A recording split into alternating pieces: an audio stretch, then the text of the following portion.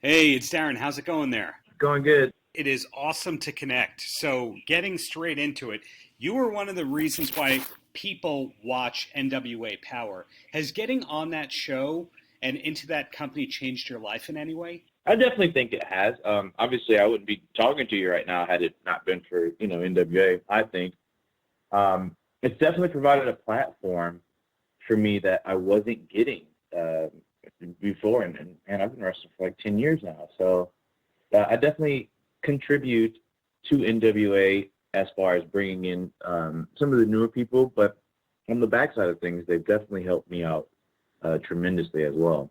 And you mentioned wrestling for around a decade, and you've been seen on television before NWA, but you are, of course, as I said, one of the stars of NWA.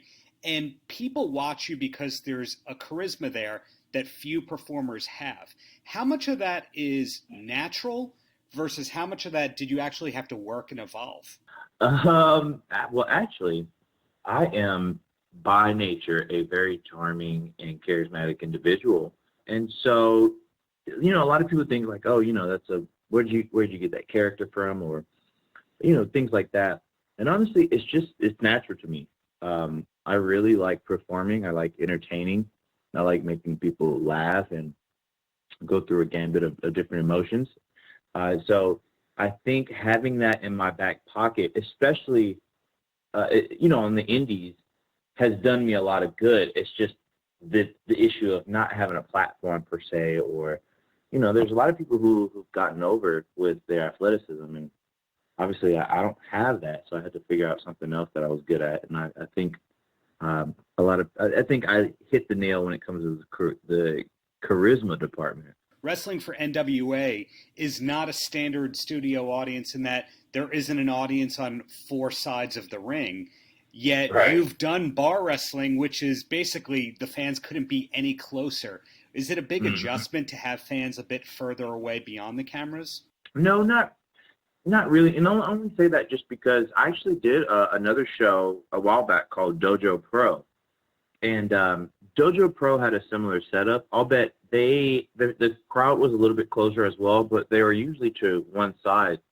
So the only thing that was weird initially was, you come out to no entrance music, and you have to realize too, I was an unknown. I'm still pretty much an unknown when it comes to uh, the entire spectrum of wrestling, right? But I think when it came to that, I had that playing against me. These people don't know who I am, so they won't. I don't know how they're gonna react. And on top of that, I had no interest in music.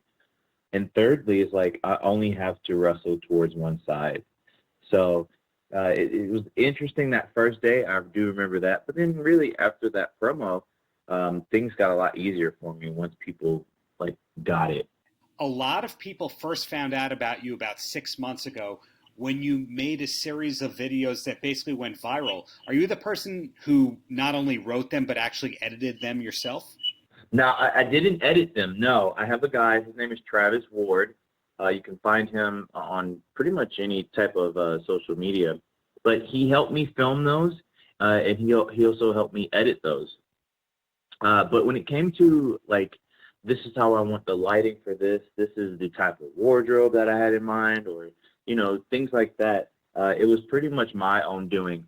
Travis helped out with little things that he thought would work better, just from a videographer standpoint. But for the most part, it was just me just making these videos because, man, I'll be straight up with you. I don't think I had anything going on for myself before NWA, in the sense of I had just came back from Japan, or excuse me, this was before that actually. I had just came back from doing a tour in the UK, and nothing was happening for me. I didn't know how to like get myself out there or whatever.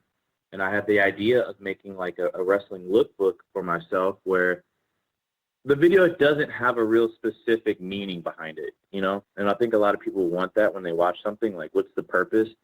But honestly, can't you just watch something and be in amazement, or like, laugh at it, or be like, I love the color schemes, or I love the aesthetic of it. That was my whole idea of it. And really, it was just to get my own self out there, since no one else was doing it for me. And as somebody that pays this much attention to the aesthetics and also the acting and so forth, do you long-term want to be an actor beyond wrestling? Funny. Oh my God, that's so funny. Because yes, I have this running joke with my friends where I think that, let's say like a situation comes up in wrestling backstage or something that's like some BS that you have to deal with. I always tell myself, I said, it doesn't matter because I'm bigger than wrestling. I'm going to be an actor, you know, I'm going to be this big actor. So there's some truth into that, of course. But yeah, that is my goal, is to get into acting. I think I do want to try my hand in that. If anything else, I want to at least try, right? And so that's the goal. I don't know when. I haven't put a timeline on that because I just don't like to put myself in those types of boxes. But yeah, I definitely want to be an actor. Well, without naming names here, if you scoop around Twitter enough, you'll see a lot of wrestlers announcing that they now have an agent that's representing them for acting jobs or something like that. Is Really? that something? Oh, yeah. Well, if we do name names, you know, Sammy Guevara and Vicky Guerrero, I think they have the same agent there in Texas. So is it the kind of thing that you want to happen naturally? You know what? I don't know, like the process of all of that, you know? I don't think that anything. Here's my take on it. When you say natural, you're referring to someone like looking at me and being like, "Hey, would you want to try this?" Right? Yes. See, I don't know, because ideally I would love that, but on the other side, I don't like waiting around for things to happen. I usually am the one to jump in and try to fish around. So I guess I would love that for my ego to have it naturally happen and someone scout me. But realistically, and how impatient I am, I would go out and seek that myself. I didn't know Sammy, which is one of my good friends. I didn't know he had an agent. That's awesome, actually. Or at least it's somebody who put themselves out there, an agent for appearances, and you read between the lines and say they're fielding things. So bringing it back to you, again, this multifaceted performer who's doing well and he's on the rise and he's finally picked up steam 10 years into it. Is there an accomplishment that you're proudest of at this point within your career? For sure. Definitely going to Japan. I went to Japan and wrestled for DDT last year, and that was a really cool accomplishment to have. I definitely think winning the NWA TV Championship title was another cool accomplishment. Main eventing that pay-per-view was awesome to me. Though there's some things surrounding that I didn't care for the overall aspect of it, I thought that was a really cool accomplishment. I've been working on, this year at least, getting better with going through things that I've done in my career and being able to finally be proud of it, you know.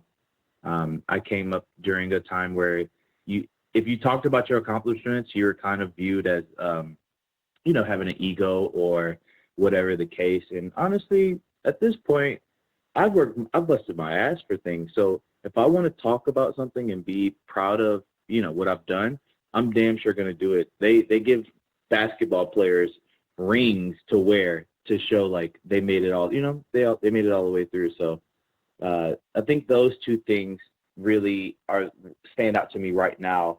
And like I said, I've been going through and trying to look at things in my past and be proud of as well.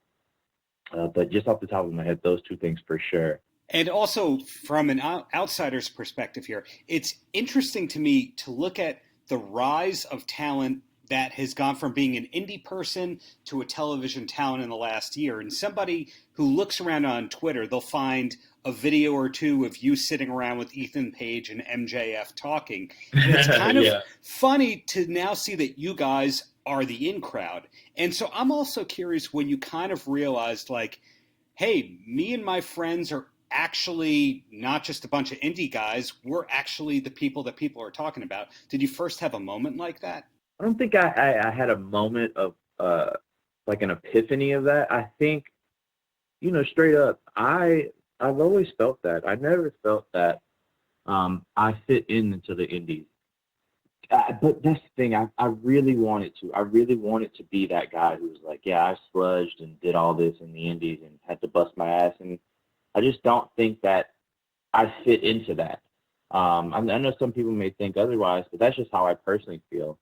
So I've always had the idea of like, I belong on a bigger stage and I'm working towards that. And then meeting Max for the first time and thinking that same thing, like, oh, dude, this is great. And then having a match with him and being like, could you imagine us on a bigger scale having a match? Like that's gold. So it's something that I've always had instilled in myself, just because no one else had ever told me.